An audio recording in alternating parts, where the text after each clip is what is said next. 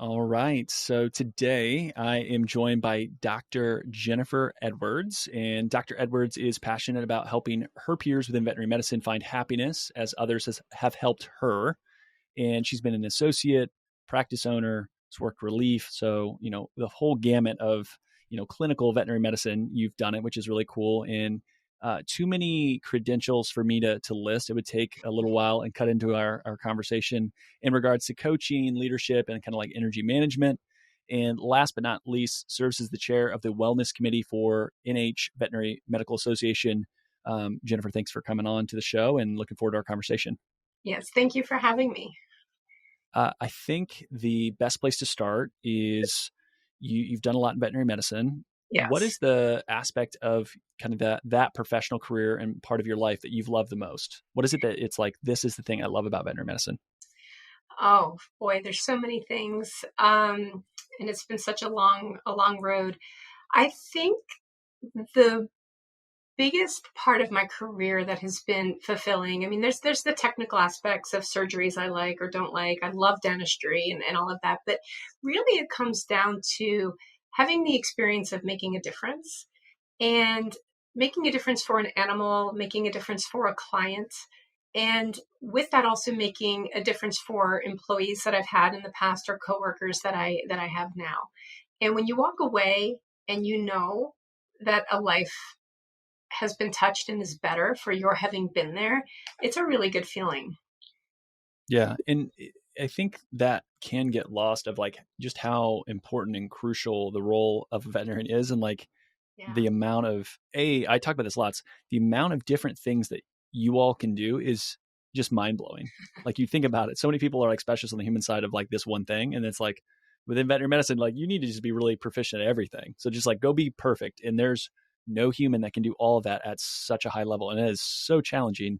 And I think that's a piece of respect that I have for veterinarians that if I never kind of ventured into this world, would ever understand in the same way. And I think a lot of consumers just have no idea. I think it's really interesting to hear that, but you're spot on. Yeah. Go ahead. Oh, I was going to say, I first of all, thank you for acknowledging that, because it's very true. And I think, in my opinion, that is a part of what is leading into the difficulties the profession is having right now. Um, there is an expectation of really an unreasonable amount of not just knowledge, but skill, right? We don't just have to know and understand. We have to do the surgery, the dentistry, the procedures, the chest tube in an emergent, like everything. And I think most people out there really don't have a clue. And then think that's part of the problem. Yeah. One thing that we chatted on, and I said it and you kind of corrected me, and I was like, oh, that's really good. Work-life balance. It's a term that you don't necessarily love. Unpack why and why maybe we should reframe thinking about things that way. Well, I guess there's a lot of terms out there that don't really resonate with me. It doesn't make them wrong. It's not wrong to use that term. But when I think about that term work life balance, the first thing that comes to my mind is what does that even mean? Right? When I think of the Yeah. term balance, I think of two things that we want to be equal, right? You're balancing this with that, and that they would be relatively equal. Well, first of all, when I think of our lives, I think of it more of a holistic approach. And there are multiple aspects to our lives. Our work is one part of our life. So to me, it's not that we take all of our life, excluding work, and lump it into a bucket, and then you have work in the other bucket, and you need to balance them out. So when we look at our lives from more of a holistic approach and a kind of a macro view, like bird's eye looking down at our life, you've got your relationships, friends, family, coworkers, you've got health, you've got your finances, you've got your career, hobbies, fun, it goes on. There could be pets. It's different for all of us. And work or careers are one spoke in that wheel.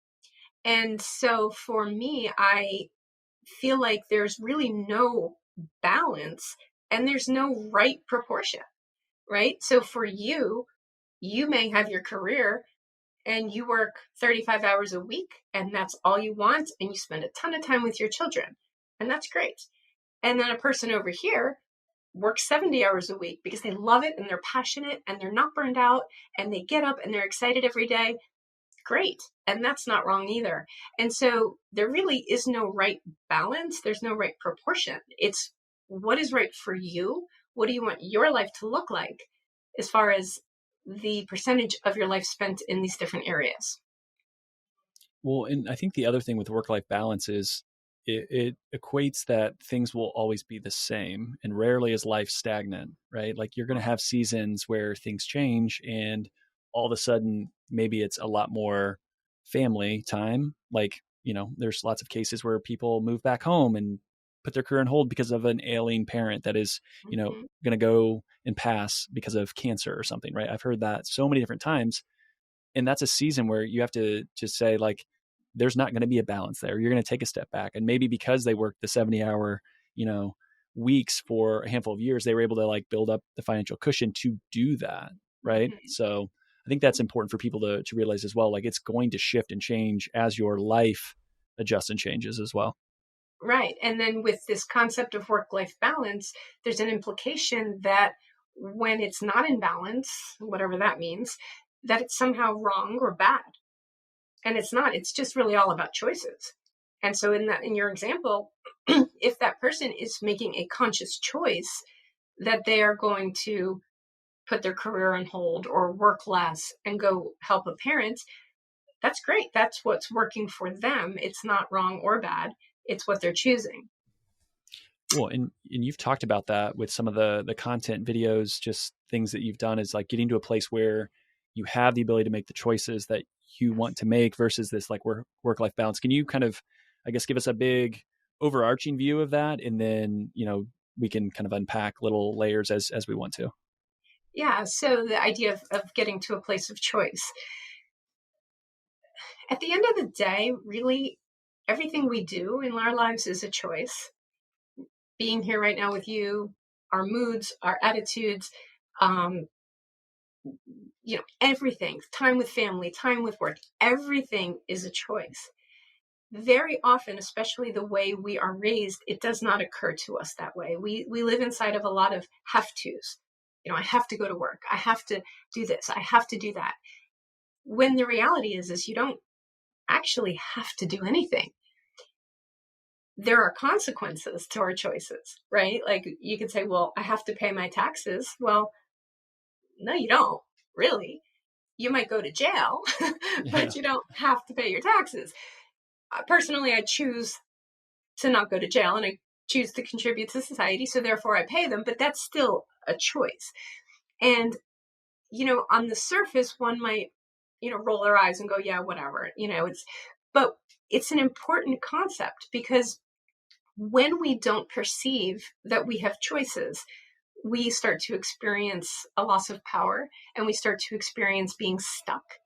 And then we go into being a little bit of a victim in our lives and we're powerless.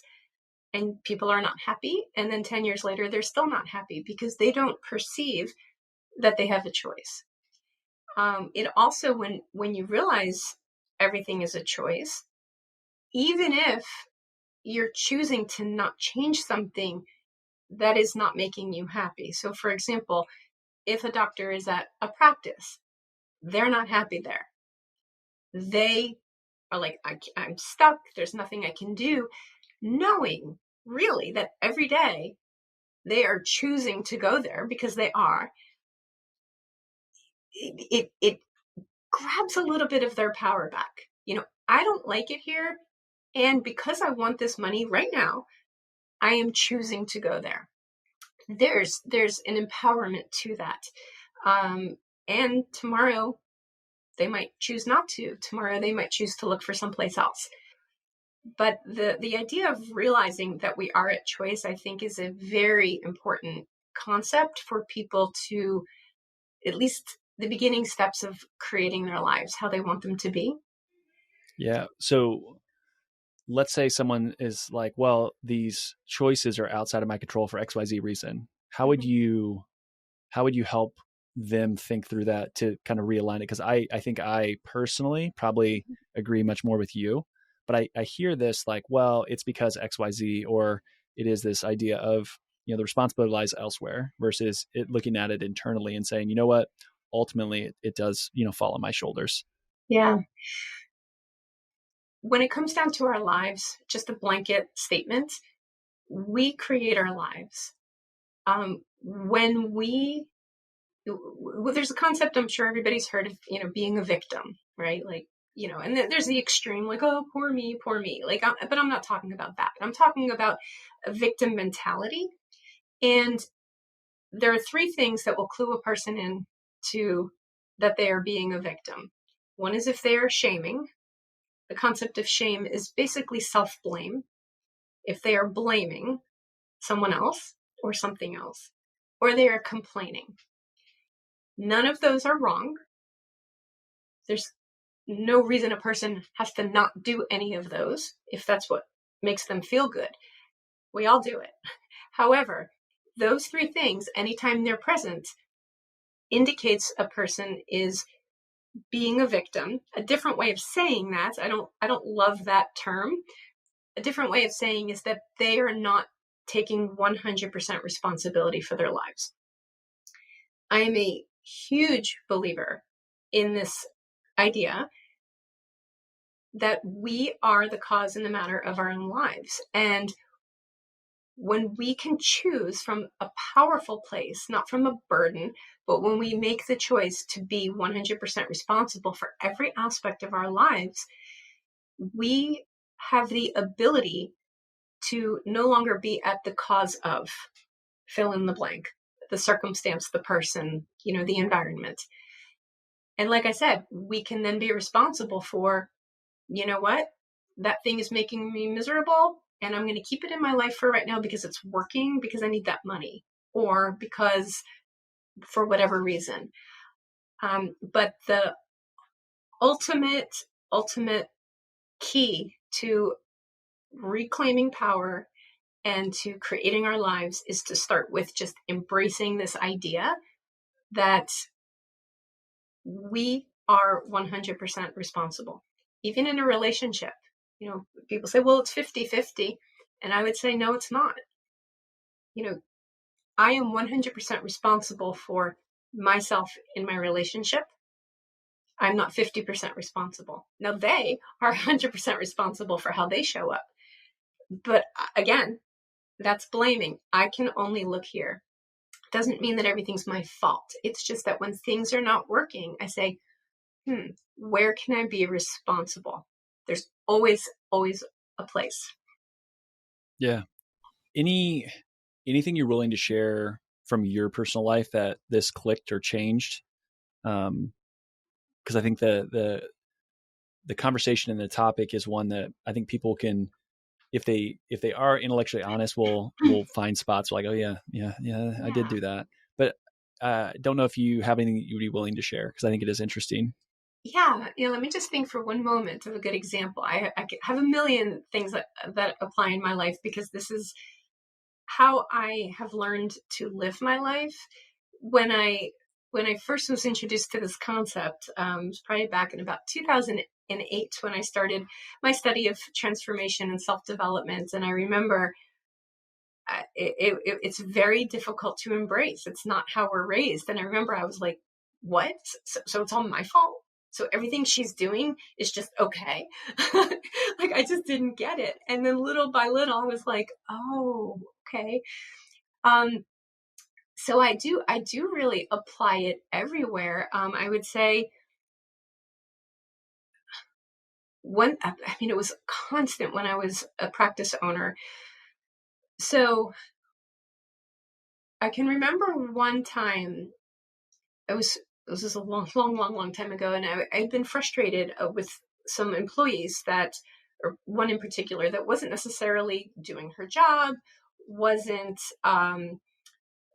showing up, wasn't doing as she was asked, the whole thing, and it was very frustrating. And again, it was like, oh, she's this and she's that and that, and I was going down that little rabbit hole of blaming, complaining. And I, when I catch myself doing that, I say, okay, where can I be responsible? And as an owner, what I used to then, as this progressed in my mind, is I'd say, okay, I have my check boxes on my side of the fence.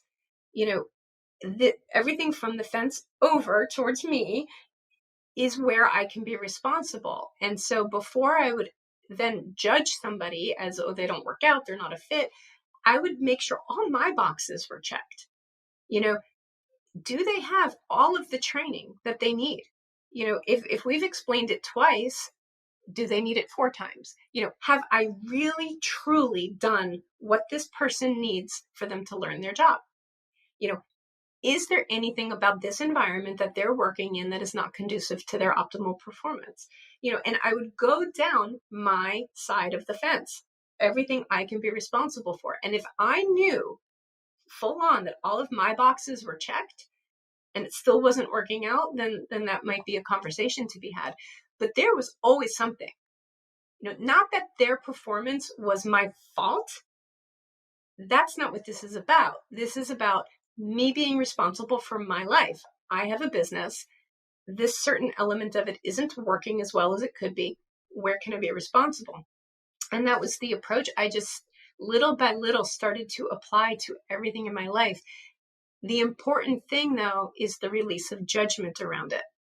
Okay, because when we first start thinking about this, the immediate thing is everything's my fault. I have to take the blame for everything.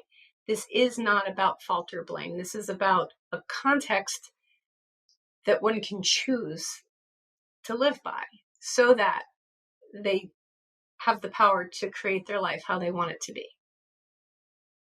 You've talked about gratitude in conversations and kind of the importance of that. I feel like that's kind of an interesting way to look at this as well in that lens, where I've talked to some other people and talked about like the, reframe of I get to versus I have to. Like I have to go to work, I have to do these, I have to pay my taxes, right? Versus I get to, and then there's something there. And I can't remember who it was, but someone didn't like that reframe, and that's fine, right? Like everyone has their own styles of different things. But I think that attitude of gratitude does help when you start to realize, for most of us, how ridiculously fortunate we are compared to the vast millions of people around the world. Crazy. I actually had somebody point out to me that most of us here live better than 99.9% of the princes and princesses that have ever existed on this earth. Yeah. Like we really, really do have it good, even when things aren't, as ideal as we would like them to be. So I guess I could offer another reframe around what you were saying. I get to and I choose to, or I get to and I have to. And I can see why certain people saying I get to reframes it as a privilege. And I can see why certain people would reject that because they're like, well, I don't want to pretend that this is a privilege. It's not a privilege. Like I don't get to pay my taxes. Like I have to. Like I could see them thinking that. And other people might think, well, I get to, and I get to contribute, and blah, blah, blah. And for them, they see that. One different reframe might be looking at it as I have to or I choose to. Because choosing to doesn't imply that you want to. It doesn't imply that you get to. And it doesn't even imply that you're happy about it. It just implies that you're choosing it. And in this case, so you don't, get your house taken away or go to jail. But it's still a choice. And so when people say, I have to, that is, I have no choice. I'm stuck. I have no power. I'm a victim. When people say, I choose to, it is a reclaim of their power, and it is a creating of their own life. So that's just something I can offer for those that the get to didn't work. Now, as far as gratitude is concerned, I love gratitude. And there's multiple reasons that I love it. First of all, from an energetic perspective, gratitude is one of the, if not the, kind of close to love, highest vibrational frequency emotions. So it's a very high resonating energy. Low levels of energy and high levels of energy cannot coexist. When a person is in the space of gratitude, in that moment, even if it's a fraction of a second, they are not in the space of anger, resentment, guilt, depression, anxiety, etc. Those are much lower vibrational frequency emotions.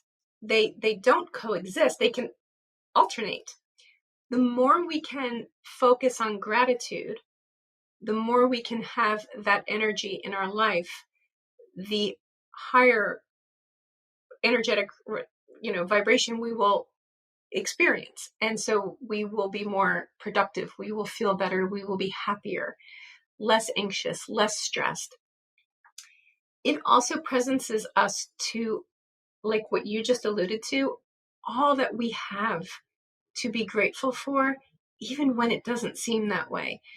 And that's something that, I often will talk to people who are really down in the dumps, like people who are, very depressed or just really having a hard time. Just pick something. Just be grateful for the fact that you're breathing. Be grateful that you have a roof over your head.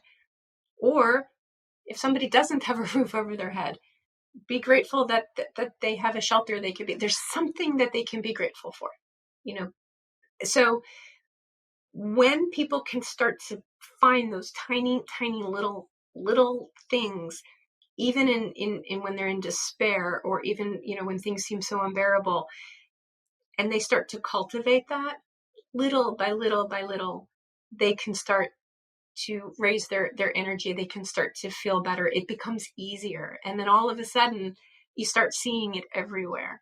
I have my best friend from 3rd grade, and she lives in Georgia. I'm in New Hampshire, and we use a video messaging app almost every single day. And we do our gratitudes. Sometimes we forget and we'll get caught up, but we'll be driving and we're just chatting, just talking while we're driving. And I'll just start saying what I'm grateful for. And things just start popping into my mind that I wasn't even thinking about when I started. So it's extremely, extremely powerful. And always we end it like with a smile and feeling good, even if I started the message, in a not great place. Do you think having someone to be able to talk about that with is helpful to like find that? I don't know. I think about like you go to some camp and you have like the buddy system or something. Does that help with, kind of like a forcing function to make sure that you think about it more versus, if you try to do it yourself? And I know some people are probably really good at like meditation or journaling or different things. Like that's never been me. I've just never developed those habits. But does it help?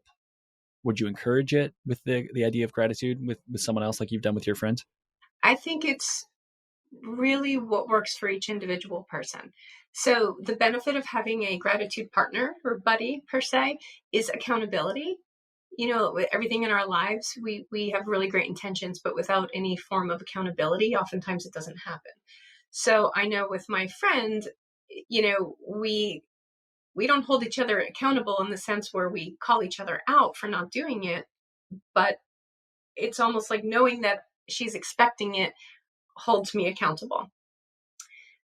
For other people, that might not matter. Some people will do gratitude journals. Some people will, just at night in bed before they go to sleep, they'll just, say 5 things. Some, I know married couples or partners that, like when their heads hit the pillows, before they say goodnight, they each say 5 things. I mean, there's so many different ways. I don't think there is a right or wrong or better way. I think that each person can find what works for them as long as they do it. For somebody who is really stuck or in a really dark place, they might not have that person or they might not even have the energy to do it with another person. So if they can even just with themselves in a pen and paper or in a notebook, write down 5 things a day, that can make a huge, huge difference in shifting their energy. If you can improve the health of an animal, you do it, right? Of course. That's what makes veterinarians special. You're mission driven. My friends at LifeLearn are the exact same way. For over 25 years, they've been partnering with you and your peers, providing affordable, customizable, online software solutions. These solutions save time, increase efficiency, and assist in managing all aspects of operations. Why? They want to help you Improve your partnership with pet owners to improve pet health. LifeLearn has award-winning digital media solutions and are leading the pack as they've prioritized having extensive veterinary knowledge throughout their teams. That difference is seen, it's heard, and it's read by thousands of people across the country. Relax, grow, and thrive with LifeLearn. Click the link in the show notes for an exclusive offer to see how LifeLearn can allow you to get back to what you do best. Kind of shifting gears a little bit, I'm going to go back a little bit to the choice piece, because I think one of the interesting things that you talked about, and I think about this all the time, is that incentives drive the world, right? And so like if we give ourselves the ability to make choices, like we're going to make the choices that, the incentives align ultimately. And so I think there's some interesting kind of element and connection there. But the other idea with, you think about choice and getting to a place of I can make decisions is commitments. And that was something that you've talked about as well. And so I wanted to make sure we talk about that a little bit. And so when we think about commitments, I think of, well, let's just say it's from a financial lens. Like I have a commitment to pay my mortgage because I want to stay in this house, right? And so I'm going to make that choice. That's a commitment. I know I need to go generate revenue or generate something for myself, a business, whatever, to get paid so that I can do that. But how do you think about helping people review the choice piece, the commitments piece, and then I guess we'll kind of add, as we're talking about gratitude as well. Yeah, well, and that's really a good point, that it is all really tied together. We don't experience choices, commitments, gratitudes as separate buckets.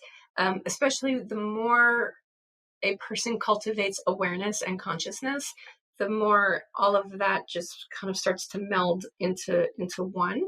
It just starts to become how you live, the energy from which you experience life. As I heard one person say, it goes from being your go-to to your come from. It just starts to be who you are. But we all get there. And so when we look at commitments, basically we all have commitments that are running our lives. Okay. And very often they are in the background doing their little thing, and we're not aware. So there are commitments we are aware of. For example, the ones you just mentioned. And I can say, I'm very committed to my daughter. I'm committed to maintaining my home, like all the typical. It's the areas that we are stuck or not achieving what we want to achieve, where the exploration of commitments can make a huge difference.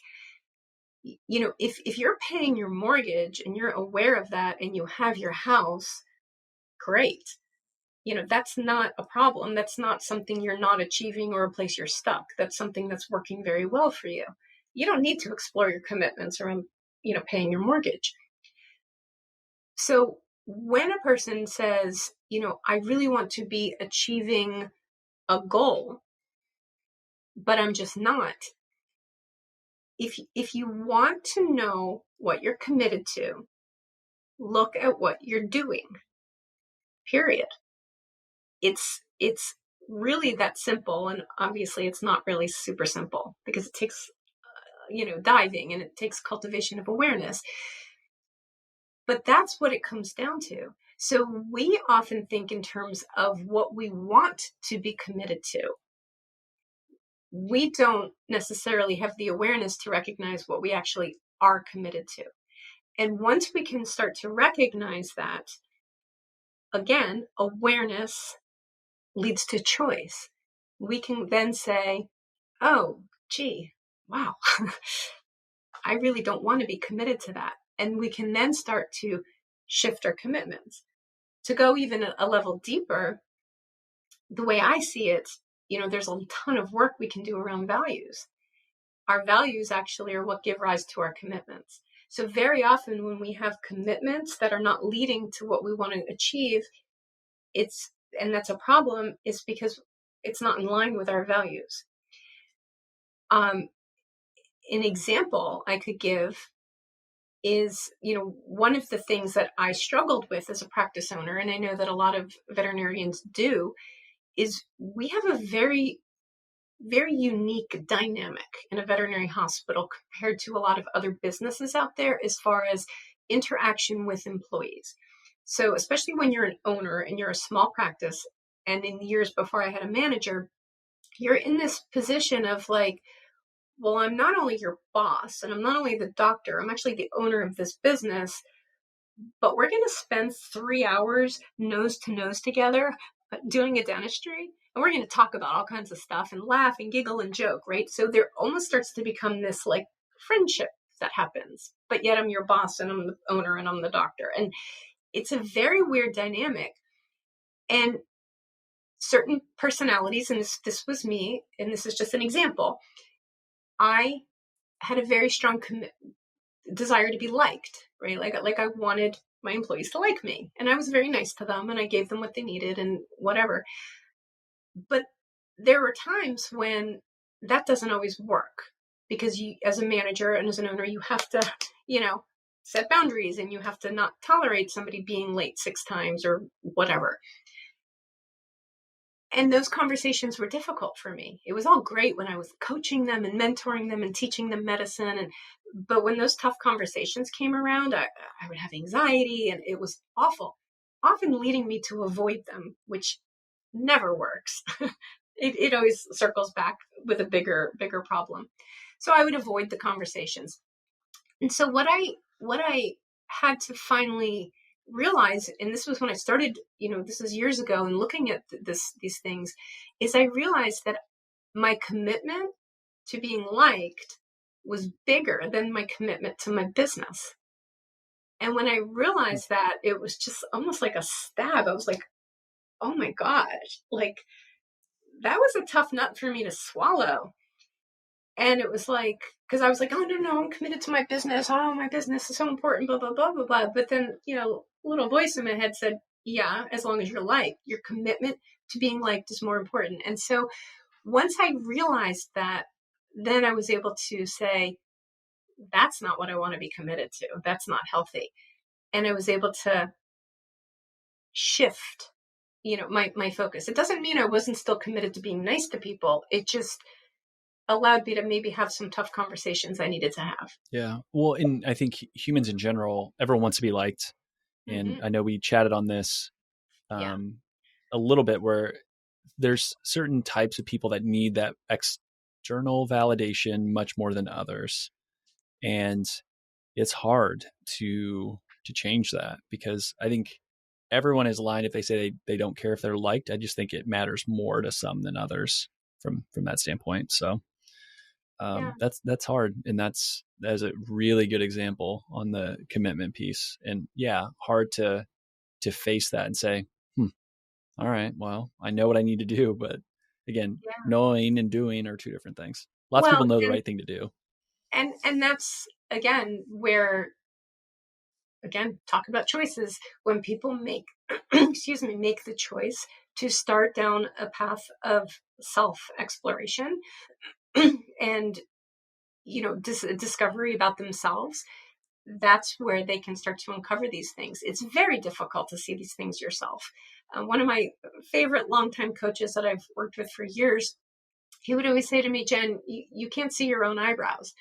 And I love that saying because it's true. Like we don't know what we don't know. And we can't always, you can say, well, I want to find my hidden commitments. Well, there's a reason they're called hidden. They're not obvious. And so it takes an exploration, it takes questions, it takes a dive, and an inquiry and a long process to uncover a lot of this stuff. But it's well worth it because otherwise, whatever's not working in your life now and you're frustrated, what's going to change in 10 years? Is a magic wand going to come by and just like zap everything into place in your life? I mean, I wish it would, but it doesn't work that way. It's the same idea, I guess, with satisfaction at times where like when I get this goal, I'll be happy. And then we just move the goalposts all the time. Right. It's similar almost in the reverse that like, oh, well, it'll get better, but I'm not going to change. It's like, well, if someone else told you that, you tell them, well, that doesn't make a whole lot of sense. But Right. we can justify it in our own minds because we're somehow special and different. Right. And that's why a lot of people spend their entire lives chasing happiness, or even worse, not even bothering. They just resign themselves to the fact of like, I just cannot be happy. It's Mm. just not for me. Yeah. And that focus on the dangling carrot, so to speak, that we chase. Well, once I get the partner, once I get the house, well, once I get the job, well, I'm not new anymore. Well, once, and 50 years later, you're still, well, once I, waiting to be happy. There's that, and then as you mentioned, that external validation. That's a whole nother realm. I won't go into in detail right now, but like just that anytime we're focused on needing external validation, it's never going to lead to anything. Because first of all, when we get it, we ignore it anyway. I mean, as evidenced by how upset, we get that jerky client who bashes us, and we're so upset. And I am too. But we had 50 clients before that who thanked us and told us how great we were. And we're like, oh, yeah, yeah, yeah, there's that. But this one client didn't like me.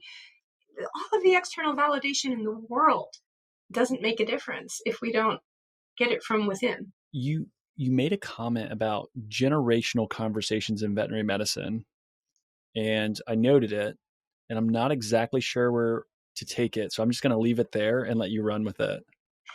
Yeah, I think we were talking a little bit about the profession, and this is an idea that kind of came to me. I don't know. I'd say maybe 15 years ago, and I think now more than ever there are really big movements and strides being made in this profession to start to shift things. Thank thank goodness, because the profession is broken. It's not working. It doesn't work. It hasn't worked for years. And some of this, to me, comes from like what you just said, these generational conversations. So when we look at cultures and communities, and whether it's a culture such as the Jewish people, or a certain nationality, or a race, or whatever culture or sub-denomination of anything you can identify, there are conversations, and by that I mean beliefs, stories, paradigms, contexts that are passed down. Okay.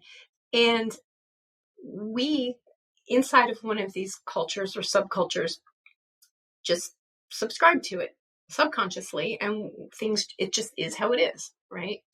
And veterinary medicine is no different. Veterinary medicine is a culture, it is a community.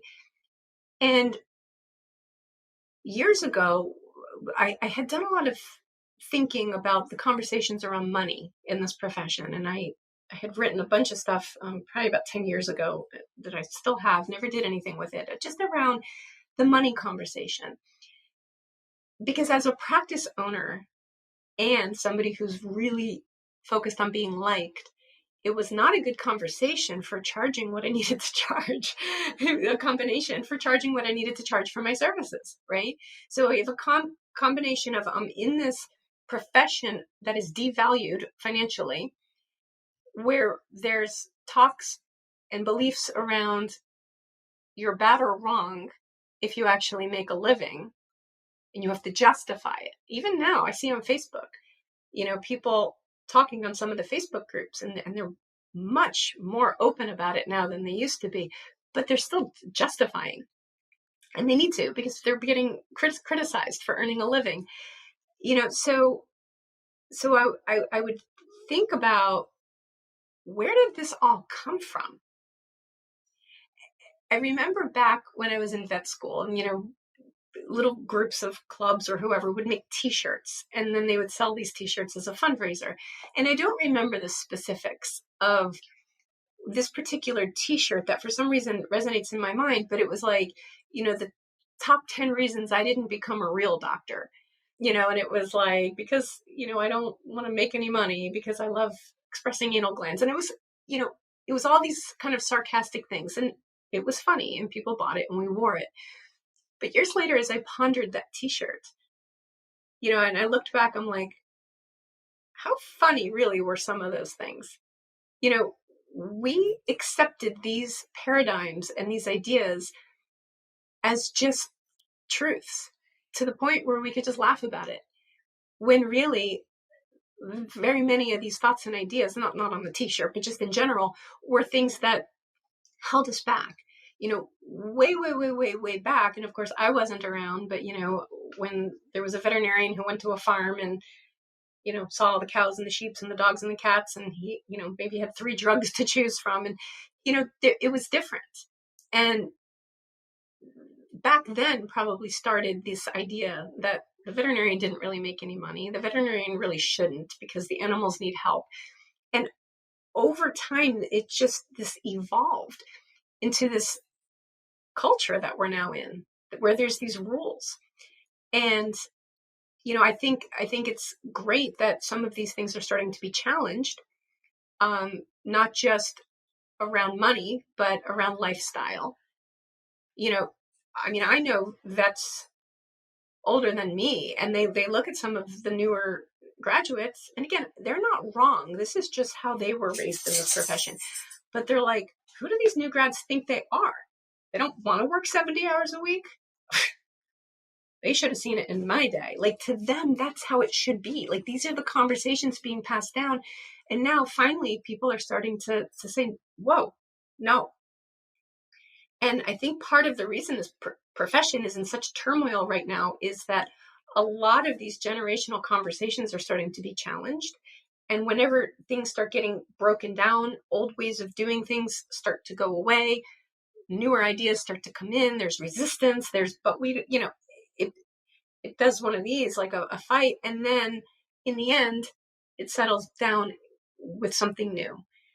And so what I'm hoping is that if we looked forward 5 years from now, that we will see that something new has settled, the whole corporatization of the profession, regardless of anybody's opinions on it, it is what it is. It's here. What is that going to play out as? What is this going to look like? And so, so that's what I meant by generational conversations is these paradigms and these contexts that we've just accepted as truths, and that they're starting to shift. But I just that's incredible. That is. I've never heard someone talk about it, and I don't know what episode this will be. It's close to 200, right? I've had 200 conversations, and I don't think anyone's articulated that quite the same way. It makes me think of a quote that someone told me that change happens one funeral at a time, or innovation happens.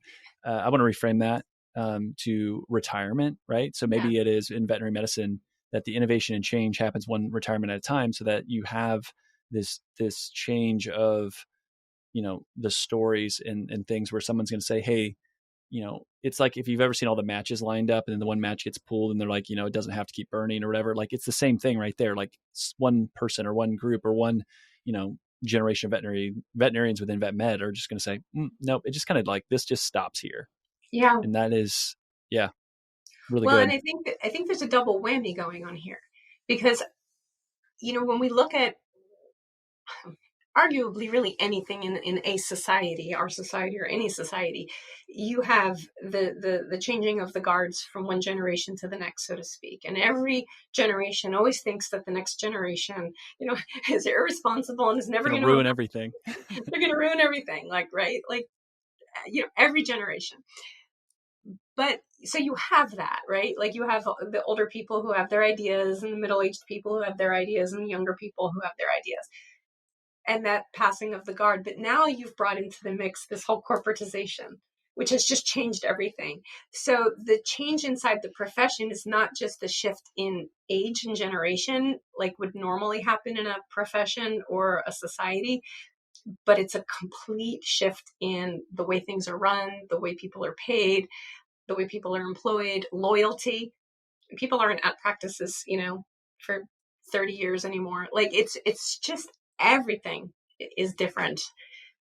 And it's not necessarily bad. It's just different, and it's going to have to work its way, but the profession cannot cease to exist.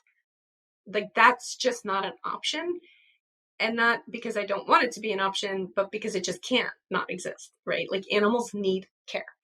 So one way or another, it will continue.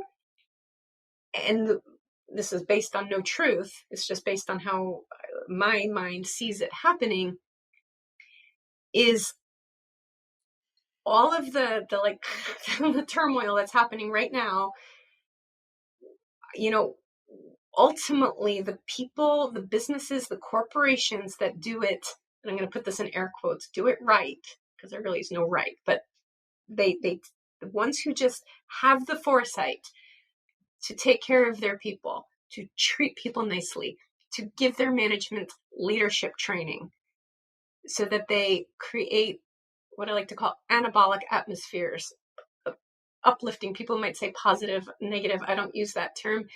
And like uplifting, welcoming environments where people can thrive versus catabolic, critical, fighting, toxicity.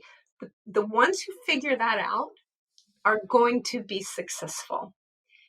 That's where people will want to work, especially with staff shortages. That's the rate limiting step for generating income, right?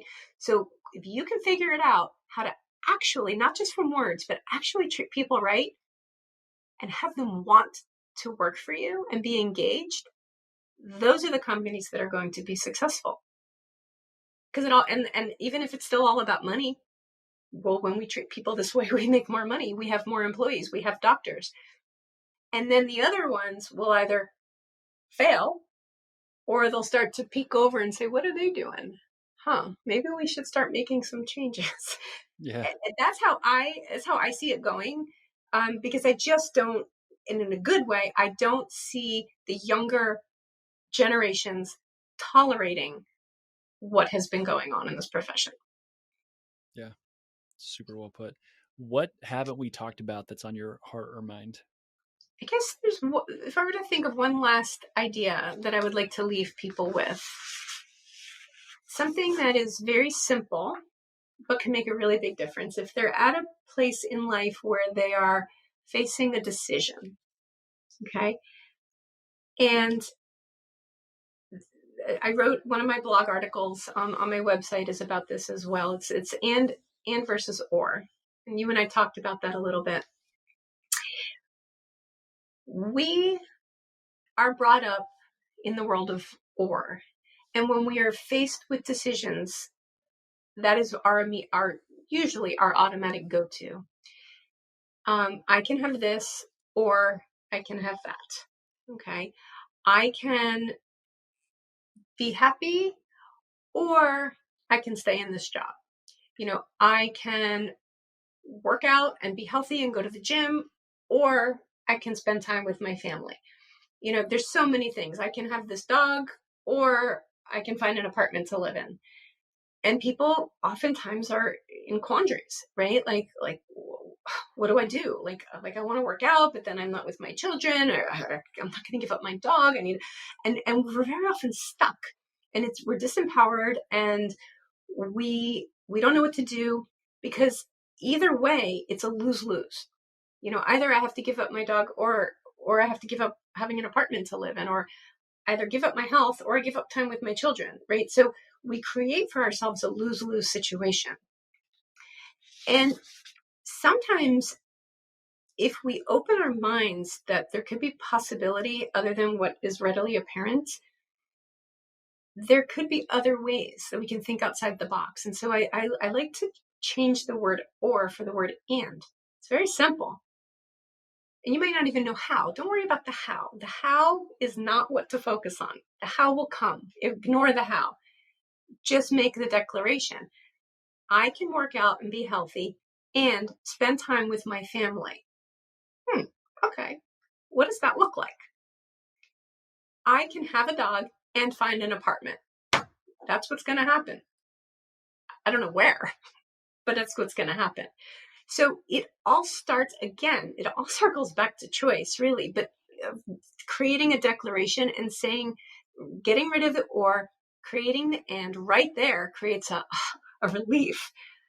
And then it's just a matter of, okay, what's step one? What do I need to do? I can do this. I can make these phone calls. Okay, how do I rearrange the schedule? When can I go to the gym? Maybe I get up an hour earlier and my partner does this and this so that I go to the gym, then I'm home. And there's so many things that can be created. But first, we have to get out of the mindset that we have to sacrifice and create that we can pretty much have it all, proverbially.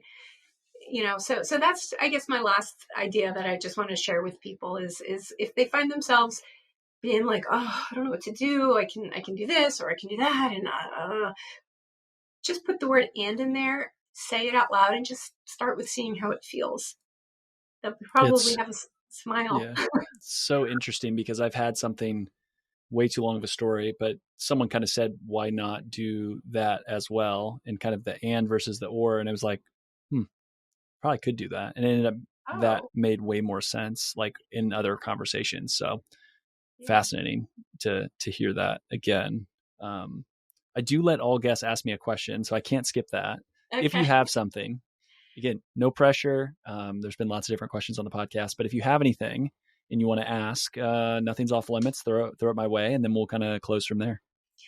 Well, I was curious. So you said you've had 200 episodes, said, or It'll be 100? close. We won't quite be Okay. 200, but Okay. it'll be really close. So Yeah. around there, okay. And you often talk on topics, that are somewhat serious, like real estate and finance and whatnot. So my question is, what is the funniest podcast episode you've had? I think I don't even know what number it would be. That's such a hard one. I just think when people have, like you talked about energy earlier, if people like have a lot of energy and they get excited about something, you can tell, like, just this podcast hasn't always had video to it. It does now, right? Which is great. But before, it's always been audio, and you can feel it listening to someone when they're like hyped up about something, and you can tell energy levels. And so for me, there have been times where, yeah, I've had, laughs, and it's just the energy with that person. I don't know if it's necessarily they said something extremely funny. Like the first one I can think of is like someone asked me if I had any tattoos. And it's like that was such a random like end of the podcast episode where I laughed. I was like, what? It's just like so out of like not where I thought they were going to come from. But I don't know if I would say that's like the funniest thing, but that's like the initial spot that I go to. I think for me, it's really been cool within veterinary medicine to see the amount of energy, and that just makes it so much more enjoyable and fun. And I've had a couple of episodes where I think the energy for someone has been lower, and it's been like, oh, it's kind of hard to like get them to engage as much. And a podcast that if I'm a little bored with it, sure as hell going to be everyone listening is going to be like, I don't know if this is enjoyable. And I think those are super rare, but I've had them happen, right? If you do that many, you're going to have that. So I guess that's a non-answer because I don't know exactly. I can't think. The tattoo one is the one that sticks out, but I don't know if that's truly the right answer. But that's the one that makes me think of. So um, yeah, good question though. For folks that are listening, you talked about your blog. You do some videos. Where's a good handoff? How do people get connected to you? Kind of let them know those steps. And I'll link to everything in show notes that you can send all that stuff over to. Absolutely. So, one great place to start is my website, which is very simple, drjenniferedwards.com. And on the website is my blog. There are many articles in there that I've written. I write them periodically and I email them to my community, and then I repost them as blog posts on there. I also, at the bottom of the website, there's a link to my YouTube channel. And there's many videos there where I talk about lots of the similar topics to what we talked about today, and many others as well. I also would invite everybody to download my ebook. It's free. If you go to my website, right at the bottom of the page, you could just write your name and email address. And the ebook is about happiness, and it's strategies to rediscover joy and happiness in your life and career. But one of the things I really love about that book is it's not just about, well, you can do this, this, and this, and you can be more happy. Like, great. But I go into a lot of detail about happiness as a context, and what does it really mean? Like, everybody says choose happy, and we can have a t-shirt that says choose happy. Like, great. And what does that mean? And so I explain what that actually means, and that it doesn't mean that you're happy all the time. And it doesn't mean that when you're sad, you just snap your fingers and, oh, I'm supposed to just choose to be happy right now. Like, what? Like, no, it's not about being fake or not having emotions, but about a context. And so I go into that. There's also a happiness journal page in there. So I invite everybody to download that. And by doing that, they will also join my email community and get those articles that I write. There's a contact form. My email address is jennifer@drjenniferedwards.com. So those are the ways. Perfect. Thank you for the time today. Really enjoyed it. And yeah, this was great. Yeah, thank you. Recruiting team members in your veterinary practice has never been this hard. You can either bury your head in the sand and hope it goes away or adapt. Enter Guardian Vets. By leveraging best-in-class technology, you can empower your staff and reduce their workload. Help reduce burnout. You also provide a better experience for your clients and patients, which you want to do as you serve them. The solutions Guardian Vets offers includes after-hours triage, virtual CSRs, that know your team and processes, telemedicine, and so much more. Become the employer of choice in your area by offering the best tools to position your team for success. Whether you're starting a de novo, clinic, multi-doctor, or multi-location, Guardian Vets can help you be more efficient and effective. Go to their website, guardianvets.com, click the Get Started button, then let them know that I sent you, right? Let them know the Vet Success Podcast sent you. Get 50% off your first month. Don't let another quarter or year happen before you start making changes, because you know you need to. So talk to the Guardian Vets team today and implement a new solution. Finding a job or finding a veterinarian shouldn't be a waste of time. Enter an Offer First. Paul Diaz and team have created something really special with Offer First. Some of my favorite reasons are as follows. Candidates and employers will both have values aligned on the first step, not the last. The sign-up process quick and simple, no resume required. So if you're looking for a job but you aren't really sure, it's as easy as scrolling on Zillow for a home. And finally, if you have a great match, it's based on your each unique requirements, not random keywords. If you want to learn more, listen to episode 179 with Paul Diaz. We cover all of that. The other exclusive great thing that you're going to get from this ad read and from Paul is I convinced him to give an exclusive discount to listeners of this podcast. So for owners, you're getting a 20% discount on both the placement of any candidate, but also access to the platform. Use VSP if you go to Offer First, or the easiest way is a link in the show notes. So check it out. Associates, those looking for a job, same thing. Use the link in the show notes. Use VSP if you go directly to Offer First. But I will donate and Paul will donate to a veterinary nonprofit of your choosing. So each person that signs up gets a vote. Your votes actually count, which is incredible. And so I'll be reaching out. I will handle that. But there's going to be a donation made for any associate or any job seeker that adds on the platform. We want to make sure that not only does the platform help to make sure that you find a better fit, better culture, better role, but it's also doing good in veterinary medicine. Okay, so link in the show notes is going to take you to Offer First. It's going to automatically apply that, but also use code VSP if you go to Offer First directly. And Offer First is changing the game of veterinary recruiting. I want each and every one of you to benefit from it, so check them out today.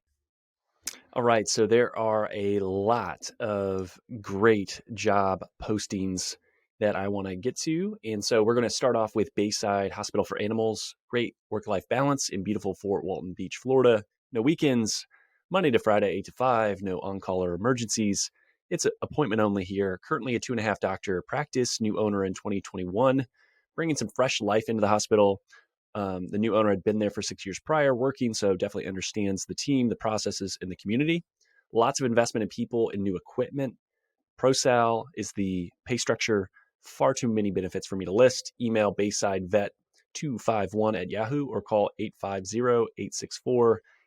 850-864-1857. Join a thriving, growing small animal practice in Vermont on the Quebec border. Full-time ideal, part-time is considered. The idea is to start with yes with the team, patients and clients, and outdoorsmen or outdoor woman's paradise while being able to practice high-quality medicine. Compensation is write your own structure within production capabilities. Literally, it is the owner wants to find the right person and is happy to negotiate, chat through, and find the right fit. If you want autonomy and a boss that enjoys teaching, reach out to Newport Veterinary Hospital. You can email newportveterinaryhospital@gmail.com. North Central Indiana, looking for an oasis in the chaos. who isn't, right? Come join the amazing team at Fulton County Veterinary Clinic. They strive to foster a fun, fast-paced work environment while providing quality patient care. They utilize the support staff efficiently so that the doctor is available to practice medicine and do what you're trained to do in less time and paperwork, which is great. Lots of investment in new equipment and technology to support you, full-time or part-time available. Small animal and exotics are both seen there, so no ER, no on call, no weekends, competitive salary with sign on bonus offered, and far too many benefits to list. Go to Fulton County Veterinary Clinic. So type that in and you'll find the job posting there. Last but not least, join Watertown Animal Hospital. Personable small animal veterinarian wanted for well established current 5-doctor mixed animal practice in northern New York, which is an outdoors person's paradise. Again, 2 of those. So if you like the outdoors, you can look at Vermont or New York. They have plenty of support staff with 6 CSRs, 6 licensed technicians, 4 animal caretakers, 2 technical assistants, a hospital assistant, a practice manager, and a bookkeeper. Focuses on mentorship and investment on the people and the technology. That's been a strategic initiative by the leadership team. No on call, 24-hour ER less than an hour away. Salary based on experience, but no less than $95,000. Can be straight salary, pro sal considered. Want to discuss that with the right person. Tons of benefits. Again, too much to list. Please reach out to watertownpetcare.com for that option as well. So again, if you find a role or a job or talk to anyone and it helps you in any way, I would love to hear that feedback. So please reach out. Let me know what you're able to do. And I will continue to post these. So if you are an owner, reach out to me, let me know. And we'll go from there. And until I hit a capacity of I can't keep recording these, I want to let people know who are high quality owners around the country looking for great help. So with that, we'll talk soon.